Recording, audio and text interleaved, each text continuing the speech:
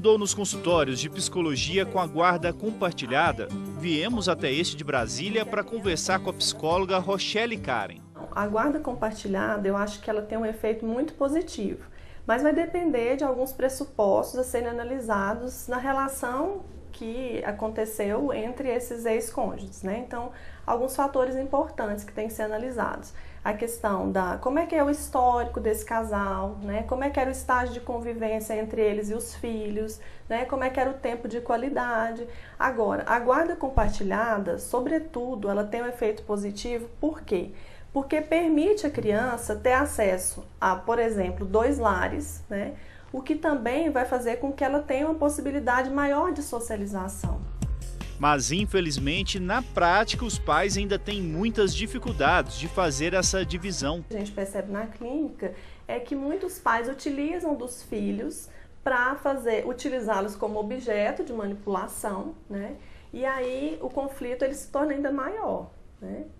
Entre pais e filhos e entre os ex-cônjuges também. E a gente entra na seara de um outro instituto jurídico, né, que a gente fala sobre alienação parental. Quer dizer, existe uma desqualificação desse cônjuge, né, por parte desse ex-cônjuge, por parte do outro ex-cônjuge, e aí tudo tem que ser analisado, né? De que forma essa criança está sendo manipulada, porque pode também configurar a síndrome da alienação parental. Na clínica, a gente chama esses pais, né, para a gente conversar, porque muitas vezes é um processo que eles não estão se dando conta do que está sendo feito. E aí quem que sofre? A criança. E quando a relação não é boa, ocorrem casos como o do César. Ele foi pai na juventude e nunca conseguiu conviver com a criança. Contato mesmo, eu posso enumerar, entre 6, 7 contatos mesmo, porque nós, num relacionamento casual, tive essa filha e desde então, por parte da sua mãe, da sua genitora, por parte dos seus avós, ela cresceu ouvindo coisas que realmente não acontecem. Ele pagou pensão alimentícia por 18 anos, mas acredita ser um estranho para a filha. Como que era a convivência com a sua filha?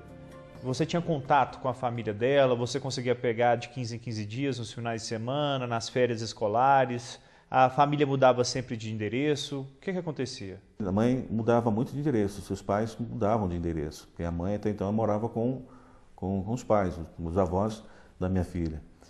E para eu encontrá-la, eu tinha que atrasar a pensão. Sei que não podia atrasar mais de 3 meses, mas quando atrasava, né, primeiro, segundo mês, não deixando chegar ao 3º mês, logo ela mandava judicialmente uma pessoa me procurar para informar que estava atrasado, que ia então entrar com ação para prisão, né? Aí eu ia até para justificar no fórum, né, através do advogado também, e lá eu encontrava. E como que é ser pai, né, no papel registrado, e não ter a relação afetiva? Fica vago, né? Uma coisa assim, parece que você... é uma coisa que falta. E ser pai só pelo computador? O Cláudio autorizou a filha Isabela a ir morar com a mãe nos Estados Unidos. O combinado era a criança passar as férias no Brasil. O problema é que o acordo nunca foi cumprido. Conversamos muitas vezes pelo Skype, mas era isso num tom de 2 vezes por mês, 3 vezes por mês. E depois isso foi diminuindo. Já no ano de 2012... manteve-se e a mãe dela tinha um acordo em que ela viria 2 vezes por ano para o Brasil. O acordo rezava que ela vinha nas férias de verão e inverno. Só que isso nunca aconteceu. A distância acabou tornando pequeno o contato entre pai e filha. É uma frieza por conta da distância, né? Se tivesse mais contato, e se eu tivesse havendo, né? Se ela tivesse mais contato comigo, com certeza seria diferente.